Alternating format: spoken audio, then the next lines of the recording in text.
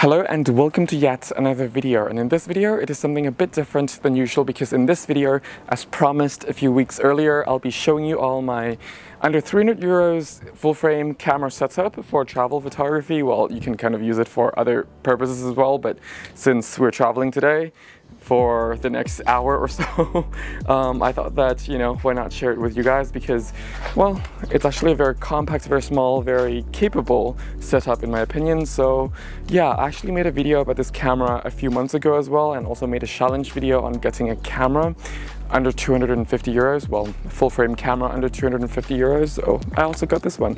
So yeah, let's see how this combo will perform today. So without further ado, let's get into the video.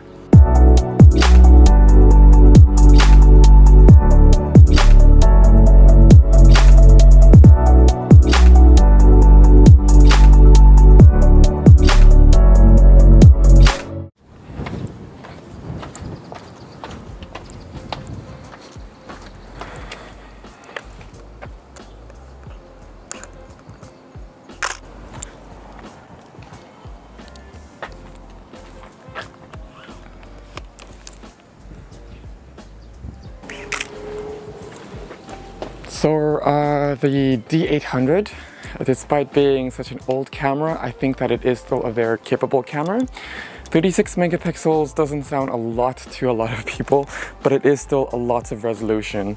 A lot of people still go crazy for 4K videos, but that's approximately around 8 megapixels. So if that's enough for a lot of people, I think 36 megapixel is also enough for a lot of people, in my opinion, unless if you really want to pixel peep stuff. But otherwise, the autofocusing system still is quite accurate for this kind of situation, and the dynamic range is actually still pretty good. Of course, one could argue that the D810 has much better autofocusing system, and I'm not gonna argue against that, but in the same time, for what we're doing today, which is just basic, travel photography, I guess, it's definitely more than capable, and the dynamic range is also more than capable. The sun is setting pretty soon. I picked this time because it's still very hot and humid here in Japan, and I'm already sweating like showering, so might as well just take it like that.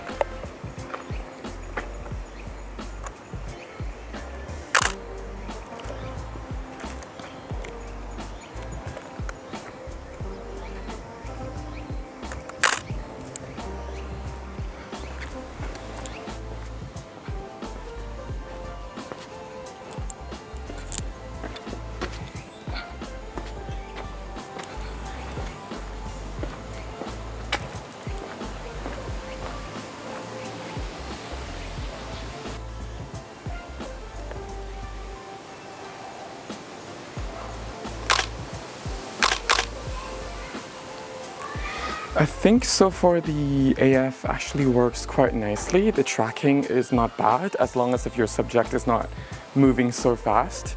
So I did try to kind of like just use the viewfinder and just track on like simple moving subject. In this case, I'm actually moving the frame, but the subject is still staying where it is. And it actually just tracks the actual subject quite fine. Also accurately for just normal hand movements. So there is that. Yeah, oh my god, why there's so much barking? Feel kind of weird that I'm talking quite loud to the camera, but also, yeah. Anyway, but one thing that it's struggling so bad is the metering system, regardless of the metering mode you're in. Right now I'm actually in evaluative metering, but regardless of the metering mode you're in, it actually struggles to kind of measure appropriate lighting value, and that's kind of a bummer because I am a aperture priority shooter. So yeah. Whew. Anyway, another smaller alley, and up here is a shrine. But this is the back end of it. I'll go to the front end of it. So, well, the front of the shrine and just enter from there. So, yeah.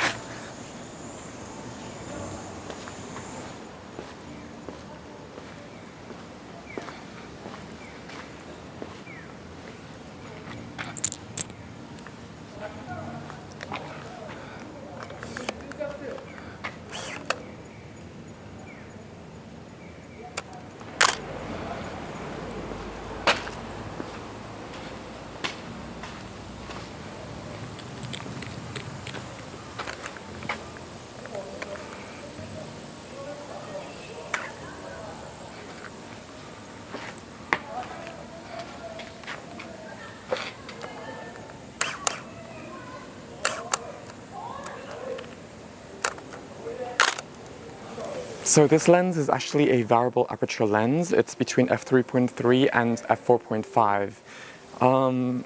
It's not the brightest lens, of course, but I think it's still better than starting from f4. So it's still giving you that leeway of getting that shallow depth of field. But even when you're zooming in at 50 millimeters and also using at around aperture f4.5, you will still be able to achieve some nice bokeh background. And also, if you're focusing on some close-ups like this, then you can definitely get some really nice detailed shots with nice blurry background or nice blurry foregrounds. Not crazy blurry, but it's still quite pleasing to a certain extent. So that's something that I quite like, and overall I think that this lens so far is also handling the resolution, the 36 megapixel of the D800 quite well. If you remember the D800 when it first came out, it wasn't compatible with a lot of Nikon lenses because of the resolution, and I don't think that this lens was qualified to, work with this sensor. But in the same time, so far, from both my thought videos that I've done in the past, that some of the images were actually taken with this lens as well, I think that this lens is handling the resolution of this camera quite well, well, to a certain extent, of course. But yeah, of course, being a zoom lens, not every focal length is going to be in focus, well, tack sharp. It will be in focus, but it won't be as tack sharp consistency as professional grade lenses. So yeah, just keep that in mind. But so far, for what I'm doing right now, it's been quite sharp, and the focusing system is quite nice. Talking about the focusing system though, what I'm noticing is the sound.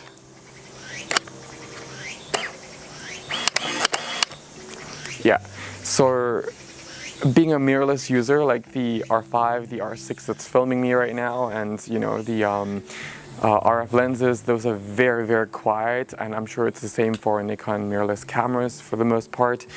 This one definitely kind of brought me back to the DSLR days, like the earlier entry-level and semi-professional kind of lenses where you do still hear sounds from the autofocusing system inside the lens, the motor itself.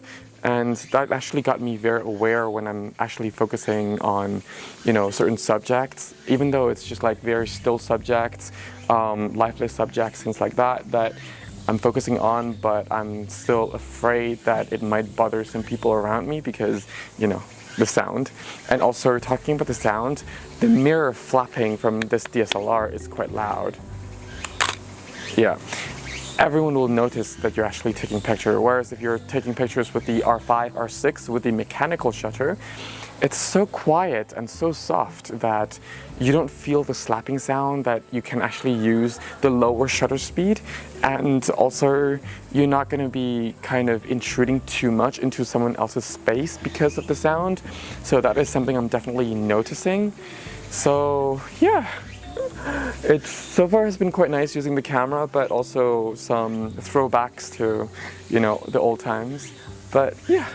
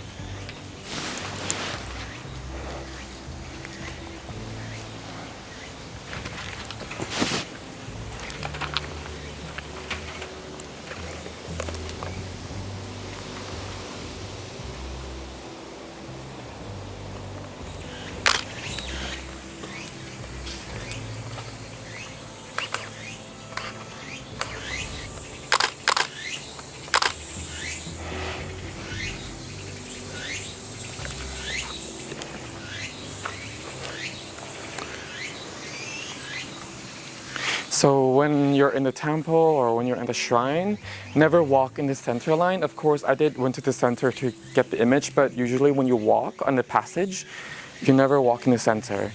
And yeah, I'm using ISO 1000 now. It's actually much darker than on the camera, much darker. And I'm just kind of testing the contrast right now, how the dynamic range actually deals with the contrast of the woods, and just, yeah, the overall dynamic range between the sky and the wood here.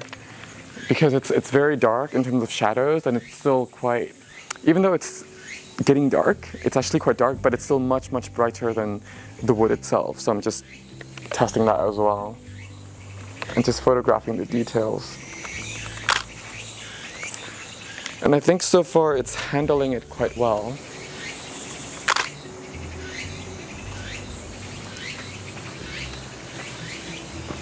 So what I definitely noticed with the D800, and what I've said many times, is the metering system. I always have to look at the results after 2 or 3 images so that I know that, well, I can be sure on how the images are looking like. And I feel like a lot of times I will have to underexpose the image by a lot, regardless of which metering system I'm using. Maybe it's just my way of shooting, or maybe it's just my way of focusing on certain subjects, but I'm definitely noticing that I have to, you know, underexpose the image by between, two-thirds of a stop or like a little bit over a stop. So yeah. Something to get used to. So right now it's actually getting pretty dark already. A lot of the street lights are already on. And of course I could just use my second lens that I brought with me, that it's still part of the budget because I found it for €4. Well, I got it for €4. But I don't think it would actually be fair thinking about it, because most people will not get this lens for €4, and that's the Nikkor 35mm f1.8. It's the DX version. This is full frame, but of course the glass on here is still really good, and you know, depending on what you shoot, I've done a video on this lens already just a couple of weeks ago. Depending on what you shoot, you can really achieve good results with this lens, even on the D800 body. Yeah, if you want to use it in full frame mode, just be careful about the subject and which aperture you use, because sometimes you can get by with the vignetting, but sometimes depending on how far away the subject is and how low or how dark the aperture is, you could really get the vignetting too much into the frame that it becomes a bit annoying or distracting, and then therefore it's just better to just use it in the DX mode of the camera, which lowers the resolution and crops in a little bit, but yeah, that's what you got to do. But you know, it's f1.8, so I'm not going to be using it now, but feel free to actually check that video out, because you know, I still quite like this lens and I will still keep it. But otherwise, yeah, it's been kind of a nice throwback using this camera again, because it's my favorite Nikon DSLR, but also like going back to using DSLR again, because I've been using mirrorless cameras a lot lately, and you know, there are a lot of convenience that comes with mirrorless cameras, but you know, going forward, the D800, it does bring back the old process, and also it does bring back the things that you have to be aware of when shooting with DSLRs, and certain respect that you have to have. So yeah, there is that. But otherwise, I think that this combo is still, you know, great. It's the 24 to 50 millimeter. I think it covers the main range. Of course, most people would like the 24 to 105 to 24 to 120, or the like kind of like longer range or wider zoom. But I think overall, this one still covers the main standard focal length. So yeah, that's actually pretty good, and the build quality is also not bad. The glass, the optic is actually well. The D800 actually performs quite nicely under this lighting situation. Again, it's much darker in person than what I'm seeing on the monitor on the R6 right now. So yeah, I would say like it's probably a stop or maybe a step and a half darker in person than what the R6 is seeing. So yeah, with that said, let me just sign off here. If you have any questions, any suggestions, any recommendations, feel free to comment that down in the comment section down below. If you want a free photography guidebook or want to watch some of my free photography tutorials, it's also on my website. Just click the link down in the description section below, so as some of my paid courses as well. Otherwise, I thank you all very much for watching. Stay safe, have fun shooting. Till next time, bye for now.